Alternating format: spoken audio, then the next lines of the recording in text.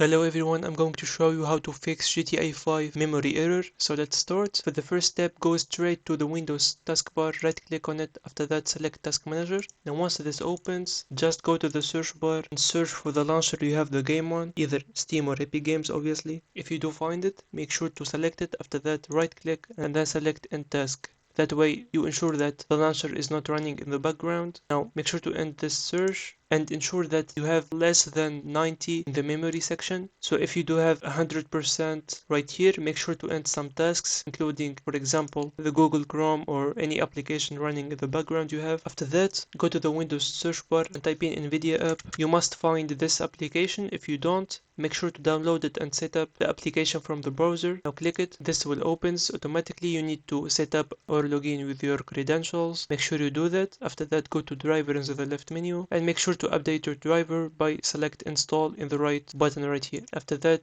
select express or custom installation. Leave it as default if you don't know. After that, select continue. Now after wait the process to finish, you need to take into consideration that you need to at least have 4 GB of VRAM for your graphics card for the minimal requirements as you can see here. So make sure you have that. Otherwise you will have some issues with the game. For the last step, make sure to open the launcher. Now once this opens, go to your library where you have the game on. Search for the game right now. After that, click on these 3 buttons or dots. After that, click on manage when this pop-ups and then select verify in order to start verifying the integrity of the game files. That way any corrupted or missing file that is responsible for the error you have will be automatically corrected without any issues. Now if none of those works, just go to the Windows icon right here and make sure to restart your computer. Probably your computer is glitching, that's why. If still not working, just tell me in the comments and hopefully I'm able to help you. And that's it. If you find it helpful, make sure to like and subscribe and see you on the next one.